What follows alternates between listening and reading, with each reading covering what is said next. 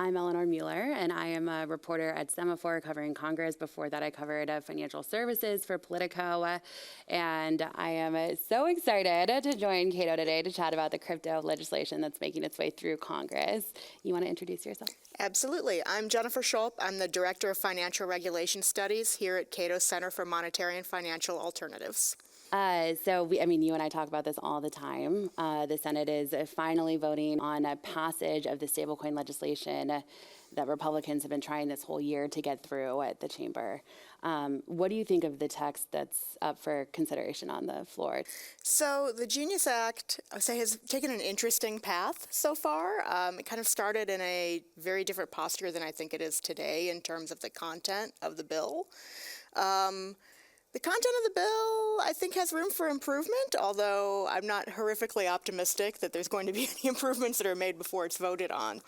What I would like to see in stablecoin legislation is pretty simple, pared-down legislation that focuses on what I think the biggest risks are in the stablecoin space, which is that the coin is not actually stable, and that consumers don't have a really good way of being able to judge the reserves of that coin. Yeah. So I'd like to see legislation that really focuses on that, so the reserves and disclosures around the reserves.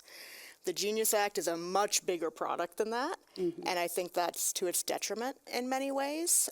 It tends to treat stablecoin issuers a lot more like fractional reserve banks than I think is warranted. And there's a bunch of other things in there that I think are not ideal in terms of where I'd like to see the legislation go.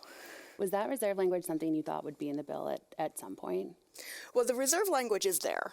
Oh, it is? Okay. So the Genius Act and the House version, the Stable Act, both set up reserves that are required for stablecoin issuers. It kind of lays out what a stablecoin issuer needs to do to be able to say that they have one-for-one backing per token for the U.S. dollar. They both have a list of assets. They have a list of required disclosures around reserves. That, I think, is where stablecoin legislation should be focused. But both of the bills have got kind of a lot more going on around it than just focused on the reserves themselves. Yeah. They certainly do. So we obviously saw a much different version of the bill advance through the Senate Banking Committee than the one that's going to be on the floor. Part of that is that Democrats felt they weren't adequately consulted on the version of the bill that came out of the committee and then went to the floor. But either way, that was part of the vote last week, was adopting that compromise language. Are there changes that have been made since committee that you've been tracking or you find, particularly helpful or concerning? Yeah, there's a couple. One of the ones that I find the most concerning is some language that was added post-committee during negotiations with the Democrats that places an effective prohibition on non-financial publicly traded companies from issuing stablecoins. So that's kind of referring to the Amazons of the world or the Walmarts of the world being able to issue stablecoins. And we saw last week a big article come out in the Wall Street Journal talking about how, I think not surprisingly, Amazon and Walmart were looking into whether or not they would do stablecoins. Yeah. So the problem with the language in the bill, I think, is kind of twofold.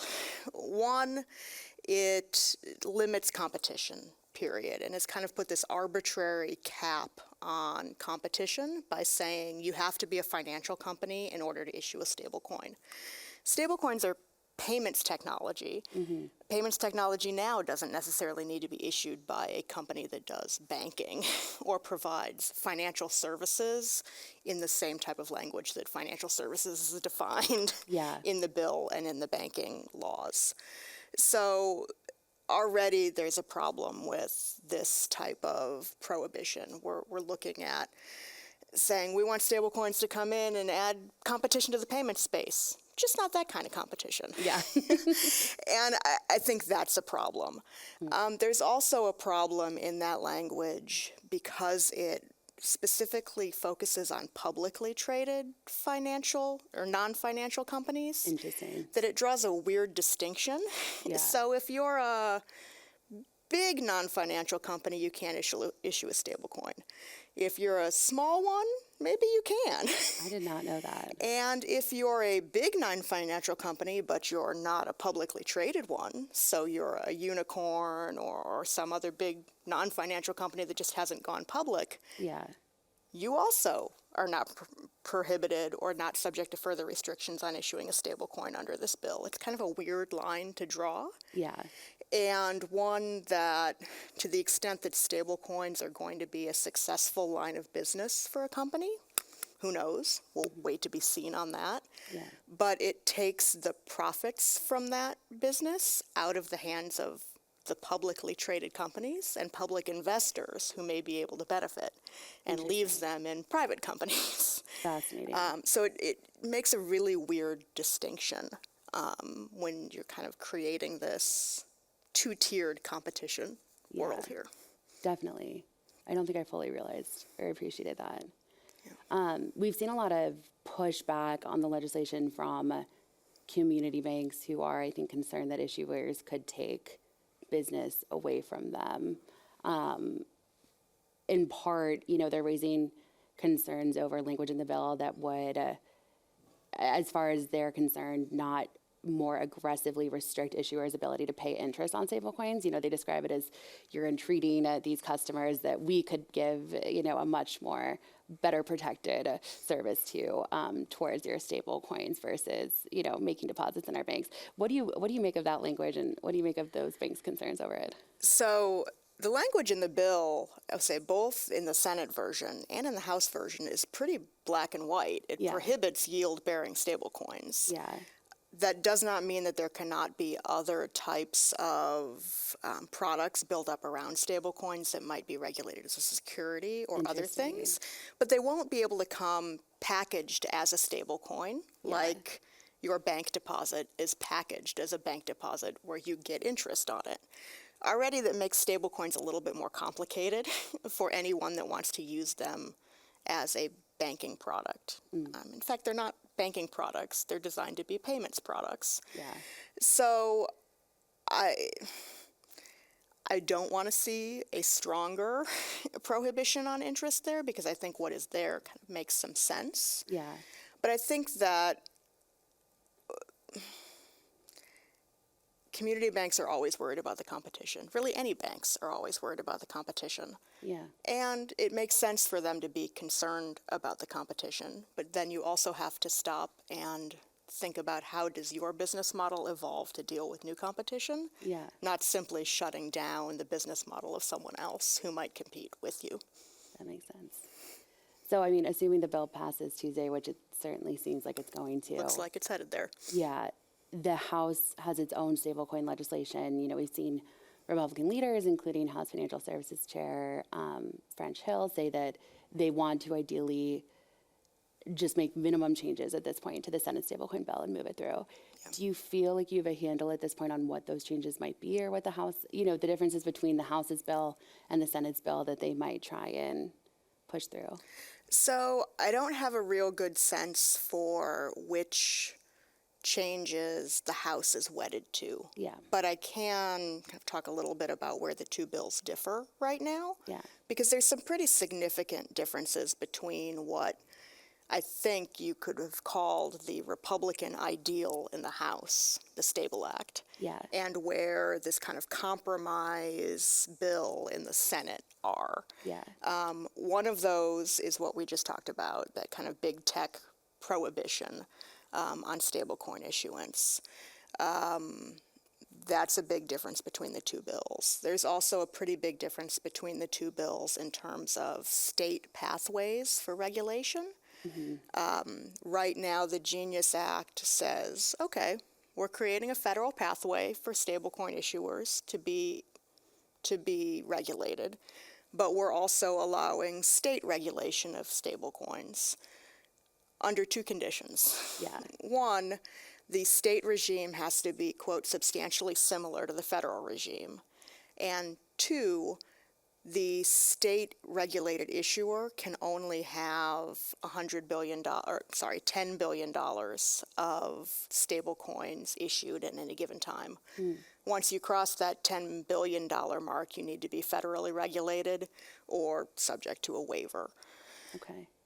The House version is much more permissive on the state front. The House kind of sets a minimum floor that the state regulations need to meet, rather than saying that the state regulations need to look like the federal regulations. Yeah. And there's no upper cap on how big a state-regulated stablecoin issuer can be. Interesting. And that's a pretty big path of divergence. It really sets up a different-looking system. Now, I don't know how wedded House Republicans are to that versus where the Senate would be. Yeah. But that's another big place of difference between the two bills. Very interesting. Any other differences between them? I mean, there's some other places where there's difference in language, but I think a lot of the other places will probably be a little bit easier to work out. Yeah. There's a little bit of a difference in terms of how they both handle foreign issued stable coins. Yeah.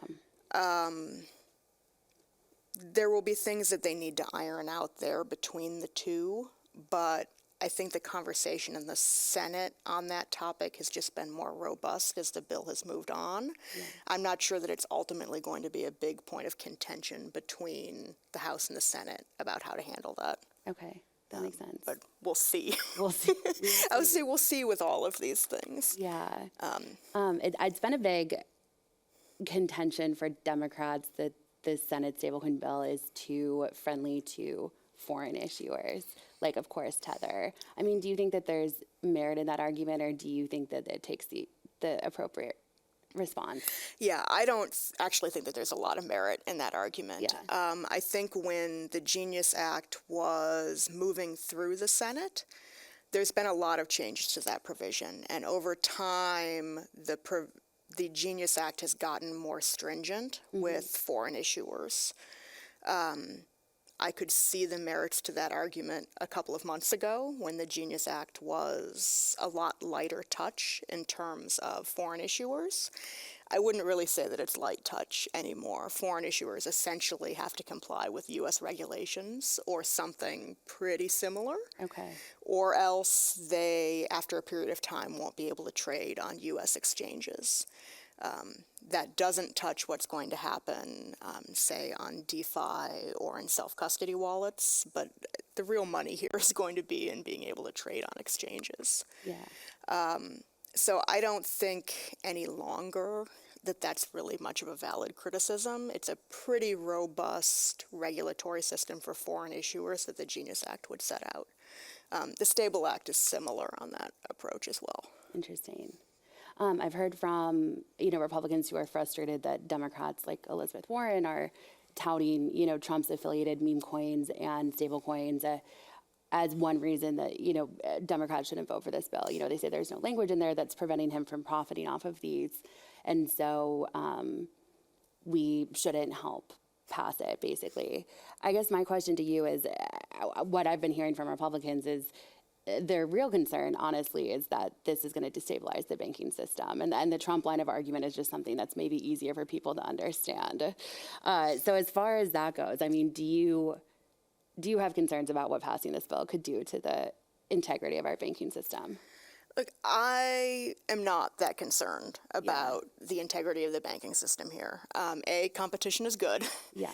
And B, this is a competition in the payment space, which is a different question than fractional reserve banking or a lot of the arguments that have been being made from kind of the Elizabeth Warren camp about this is a banking question. It's not really a banking question. It's a payments question. We don't hear a lot of conversations about is Visa destabilizing the banking system. Yeah. And stablecoins should be thought of more in terms of a payment system product at this point than a banking system product.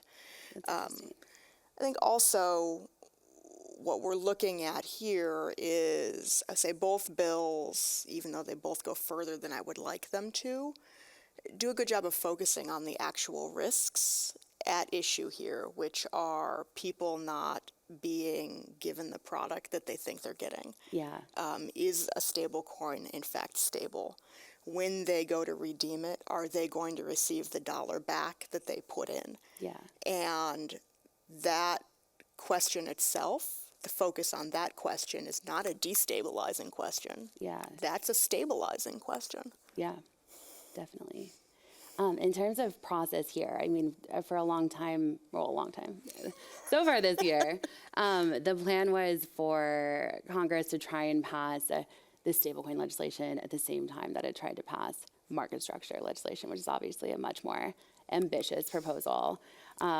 Given how difficult it's been for the Senate to get to this point, you know, I don't think that anyone thought we'd be on the floor for weeks and weeks and weeks negotiating amendments and everything like that. Do you think Congress might move the stablecoin bill first and then, you know, circle back to market structure legislation, or what do you expect in terms of timeline? I expect the stablecoin bill to go first and by itself. I know we keep hearing still from the House that we're going to move everything together, and that the president has said August is the deadline for both of them on his desk. Yeah. I just don't see it. Say politics aside and kind of optimism about the ability of Congress to get things done aside, the stablecoin bills were introduced in February. Yeah. We're just now in June, heading towards July, getting to a final vote in one house Yeah. on the stablecoin legislation. Contrast that with the market structure bills, which, as you rightly note, are more complicated. We haven't even seen a Senate version of a market structure bill this Congress. And the House market structure bills, albeit the market structure bill just passed committee, it was introduced less than a month ago, and it was floated as a discussion draft less than 6 weeks ago. I don't see that getting done through the House, through the Senate, through an agreement process between the two of them to be done by August. Yeah. And I don't think that if the iron is hot enough to strike on stablecoins, that they should hold that up, or that they are going to want to hold that up until the market structure bill is ready. It's also hard to imagine the White House wanting to hold it up. You know, they've been watching the same thing we have in the Senate. Although sometimes I think the White House is watching the same thing that we are and not seeing the exact same thing. That's true. Yeah. Because one of the reasons, you alluded to this before, that things have gotten complicated is the White House's own involvement in, let's say, crypto-related activities. Yeah. And that has thrown a wrench into kind of the smooth operation of the legislative process on the stablecoin bill. And we've seen it also throwing a big wrench into that conversation in the House, particularly on the House Financial Services Committee. Oh, yeah. Oh, yeah. Well, yeah, we've heard a lot from Senate Democrats, at least, about how one of their hesitations with voting for the bill was it didn't do enough for illicit finance. And we've seen, to your point, so many different versions of, you know, what this bill was going to do at certain points. But as it stands now, I mean, what do you make of the language that's in there to target fraud and things like that? So, I think that where the Democrats are coming from on this is the wrong starting point. The Genius Act, as well as the Stable Act, treat stablecoin issuers as financial institutions under the Bank Secrecy Act and require them to comply with anti-money laundering requirements.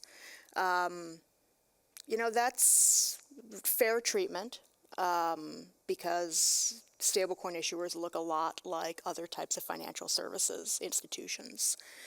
Where a lot of the concern from the Democrats has been towards an expansion of the existing illicit financing monitoring tools, rather than treating stablecoins or other crypto entities like banks, broker-dealers, and other existing financial services entities.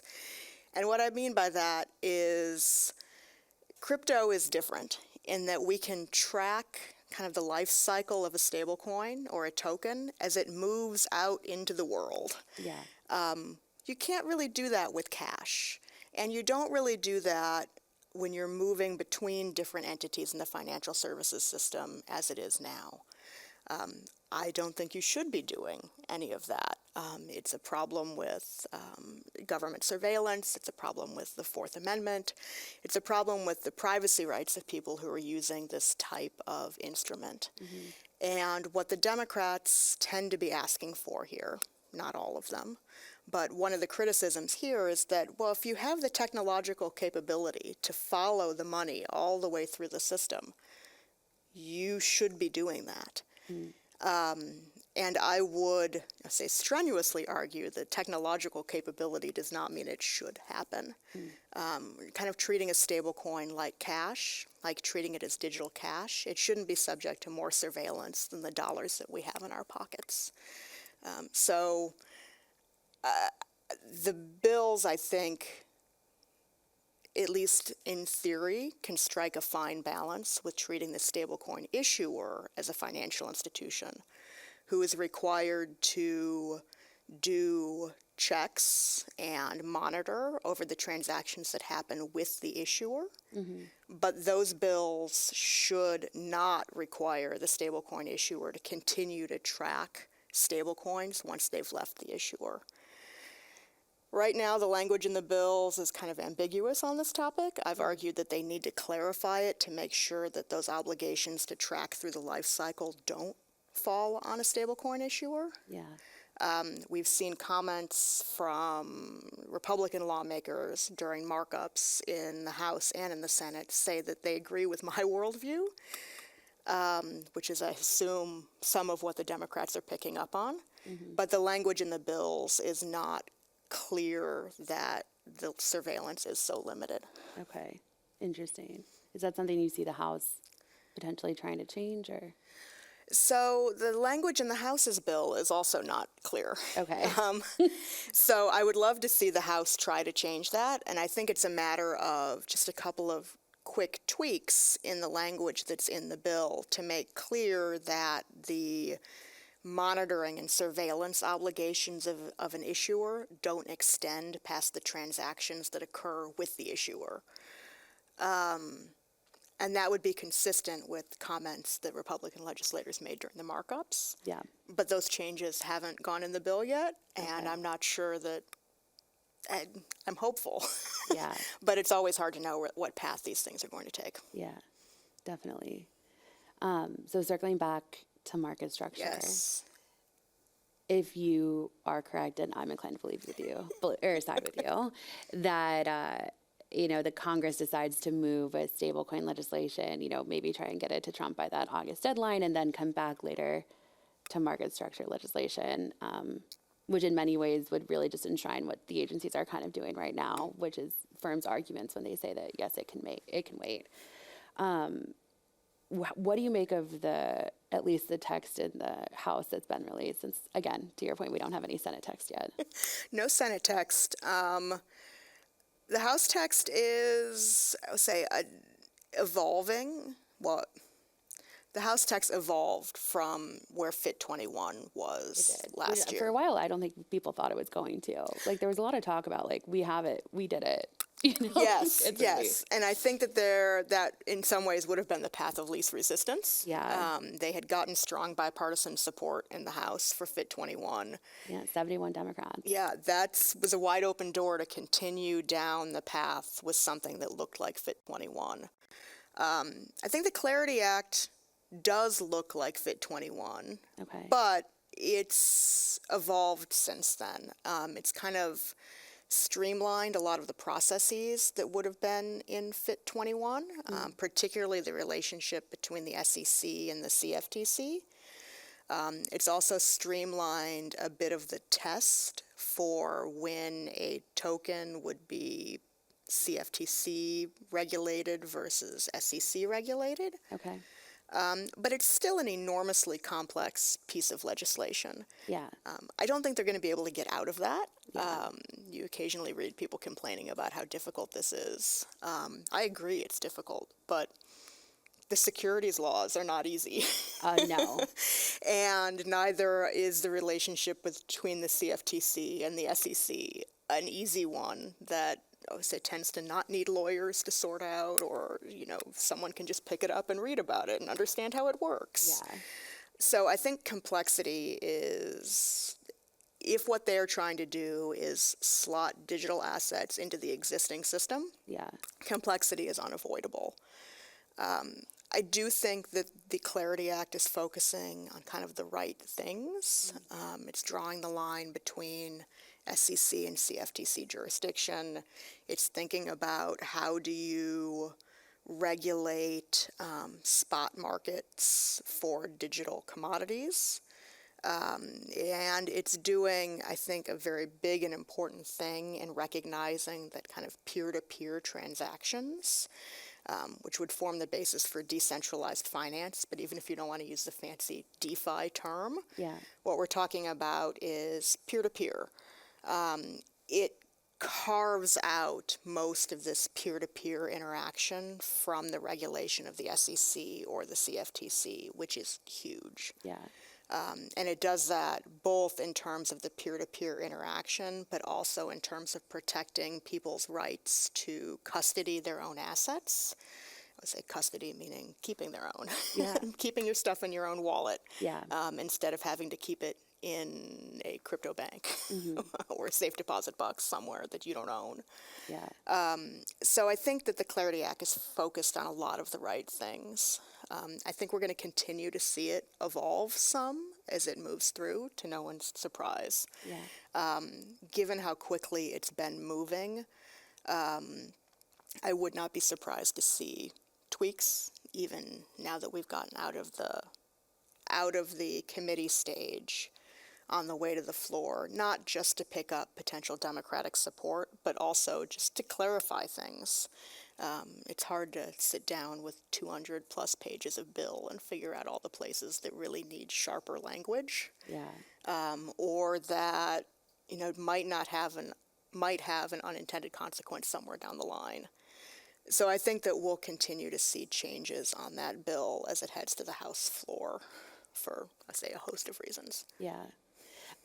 When the House passed Fit 21 at last Congress, there were a lot of folks saying privately that, if this were actually enacted, there would be problems with implementation. I think the crypto industry was united in believing that that was a big win to get it past the House, but knowing, I think, that it was going to be stalled in the Senate anyway, there were folks who were like, well, if this did go into effect, there could be issues with how it played out. Do you feel like those are resolved? Do you think that this bill is, I think this bill's made progress on that front. I also I think it's kind of a funny thing to say, but we want to think about the unintended consequences off the bat. But I also think that we are going to see over time on all of this that it's a new technology, a new way of thinking about the interactions between these two regulators, a new space. There's going to have to be revisiting, thinking about what the regulations should look like, coming back to the regulations and updating them. It's great to get the legislative framework in place, but that is going to be the first step in a much longer process to creating markets here that are working for everyone. And that's kind of inevitable. Yeah, I think that's inevitable. Okay, good to know. I do think that the Clarity Act has made progress in terms of where Fit 21 might have been on some of those unintended consequences. Interesting. Good to know. It's not just bills that we're looking at. There's the president's working group on digital assets took 180 days to write a report on, additional regulatory actions that could be taken. That's supposed to be out next month. Are there things you expect to see in there that, the agencies haven't already done that they can do in terms of crypto? Yeah, so I do expect to see more things in there. I mean, you're right, the agencies have kind of come out, particularly the SEC, have come out of the box hot, doing things in this space. The SEC, I think, is going to start moving towards rulemaking. now that they've finished their long set of crypto roundtables. I can't even call it long set. It felt long because we have so many things going on at the same time. Yeah. But their spring sprint towards crypto clarity has now come to a conclusion. Yeah. And they're going to start looking at kind of putting the knowledge that they've gained from this process into action. And some of that will be rulemaking. The banking regulators have come out, and rather than rulemaking, they've mostly been taking away problematic guidance. Yeah. And I think that that is largely what is needed in the banking space. Where I think we will see some more recommendations coming out of something like the President's Working Group is in places like IRS regulations and other things that stand in the way of creating of allowing crypto to be usable. We've seen Senator Lummis trying to introduce some tax provisions that would create a de minimis exemption for crypto usage. I would expect to see the President's Working Group be a little bit more vocal about some of those types of changes. Yeah. That I would say that without them, it becomes very administratively difficult for anyone to engage in crypto transactions on a regular basis. Yeah. There's also some other, I would say I'm not deep into the tax lawyering, so, but there's some other areas there that additional guidance are probably helpful with regard to staking or other processes. So I expect the President's Working Group to give us an awful lot. Yeah. I think a lot of it's already in process, and we've been seeing it in process publicly. Yeah, we have. Although some of it's been overshadowed. Anything I have not asked about that you are tracking or you think is important for people to know about either these two bills or the regulatory actions? Oh, we've talked about so much. We have. But I think what's interesting here is kind of the light switch on now from the light switch off on crypto. And it's not simply that the times have changed, because in order to allow real development in the space and to allow the U.S. to be competitive, to allow the market to do its function, letting people decide if this is a good product or not, there needs to be a clear path towards long-term stability on these regulations. Congress is obviously the best place to start with that. Yeah. So it's very important that Congress gets its job done, not simply leaving everything to the agencies. Although a lot can be left to the agencies here to work things out in the meantime. Yeah. But by their very nature, any sort of kind of regulatory guidance, even regulation itself, is easily reversed by a less friendly administration in the future. And if you're going to be investing, if you're going to be making a decision about where you want that product or that project to be headquartered and growing, it's really important to be able to see further down the line than just the next 2 to 3 to 4 years. So I get really excited about the activities that are happening at the SEC because that's in my bailiwick. Yeah. But the SEC can only do so much. Congress really does need to weigh in here in order to create a long-term, stable, rational framework that allows crypto to be able to compete. Definitely. Well, another, crypto adjacent lane on the Hill is this issue of debanking, which I think we heard a lot from Senate Banking Chair Tim Scott about how he'd like to tackle, at least at the end of last Congress. We haven't heard a ton about it, maybe in part because the agencies are doing a lot on their own to address it. What do you think we'll see from Congress in the next few months here, if anything, on debanking specifically? You know, it's hard to say. Congress has been so busy. Yeah. And it's obvious that the agencies had taken their cues from the legislation that was moving through Congress in terms of, I believe it was the Firm Act and others, about limiting the use of reputational risk in bank supervision and in some other places. I don't think those acts are dead. I think Congress just has an awful lot on its plate at the moment. And I would not be surprised to see them return to some of these questions once the agenda slims out a little bit more on Capitol Hill. Yeah, makes sense. Thank you so much for taking the time to, chat with me about this, not only on the phone like we typically do, but on camera in front of all of these people. And this is something we'll obviously see a lot of interest in, even more maybe than we have once the Senate passes this bill and it goes to the House. Thank you all for tuning in. Thank you.